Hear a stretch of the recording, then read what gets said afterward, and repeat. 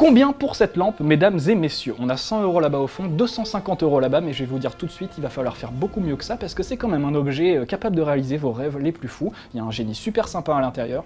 Si, il y a un génie à l'intérieur, du coup c'est 1 million d'euros, pas moins. Une fois, deux fois, trois fois, adjugé vendu.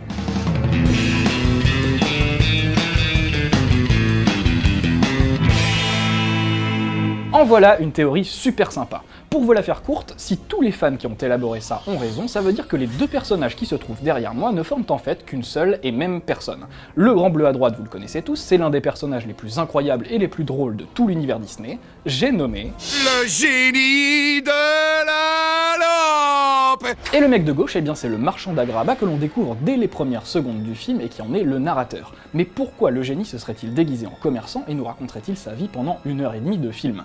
Théorie? Pour nous vendre la lampe magique, bien sûr. Je vois que vous ne vous intéressez qu'aux objets exceptionnellement rares. Il me semble avoir ici de quoi faire votre bonheur. Voyez? Avant de rentrer un peu plus dans les détails, il faudrait déjà qu'on soit sûr que le génie et le marchand sont bien la même personne. C'est vrai, franchement, qu'est-ce qui nous le prouve? Peut-être bien le fait que dans la version originale du film, ils sont tous les deux doublés par Robin Williams. C'est déjà pas mal, sans compter qu'ils ont tous les deux la même barbe, les mêmes mimiques, le même sens du spectacle, et puis surtout, ce sont les deux seuls personnages humains du film à n'avoir que 4 doigts à chaque main. On fait les comptes?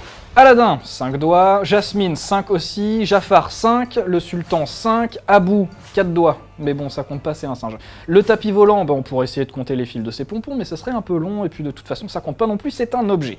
Et donc le génie, 4 doigts, et le marchand, 4 doigts aussi. Ça t'en bouche un coin, monsieur, j'y crois pas, Mustapha. Le marchand et le génie, c'est donc le même mec, ça, c'est réglé. Et comme on vous le disait plus tôt, il essaie de nous vendre la lampe. Du coup, ce n'est peut-être pas un hasard si l'objet magique bénéficie d'une attention toute particulière de la part des personnages, et surtout d'une mise en scène qui donne tout de suite envie de l'acheter.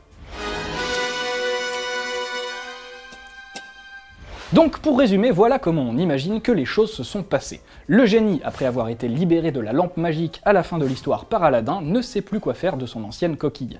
Il la trimballe un peu partout et puis au bout d'un moment, il en a marre. C'est encombrant, ça sert plus à grand chose et puis surtout ça lui rappelle quand même 10 millénaires de captivité dans la caverne aux merveilles. Du coup, il décide de se déguiser en marchand et de la refourguer au premier passant venu.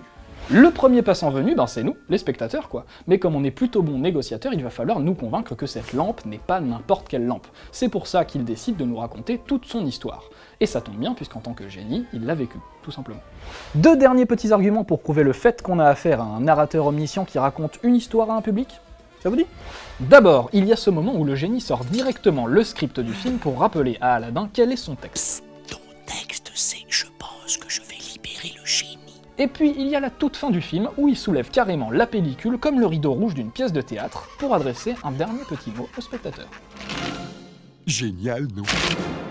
Bon voilà, la théorie est vraiment cool et surtout elle tient la route, sans compter le meilleur dans tout ça, et ça n'arrive pas souvent, les deux réalisateurs d'Aladdin, John Musker et Ron Clements, qui ont également signé Basile Détective Privé, La Petite Sirène, Hercule, La Princesse et la Grenouille et bientôt Vaiana, ont eux-mêmes confirmé la théorie.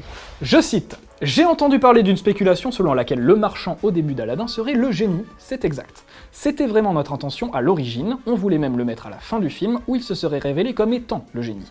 Mais à travers les différents changements des scénarios et le montage, nous avons perdu cette révélation à la fin, donc c'est une légende urbaine qui est en fait vraie, Ron Clements. » C'est donc officiel, maintenant que les réalisateurs se sont exprimés sur le sujet, nous, on n'a plus grand chose à rajouter derrière et on va donc se quitter là-dessus. Et puis tiens, on va faire comme le génie et vous laisser nous formuler vos 3 souhaits en commentaire de cette vidéo. 3 par personne, pas plus, pas moins. Uno, dos, tres, ni repris, ni échangé, ni remboursé. Postez-nous donc les 3 théories que vous aimeriez bien voir abordées dans cette émission, on fera notre possible pour exaucer vos vœux parce qu'on aime vous faire plaisir les amis. Et ça, c'en est pas une de théorie.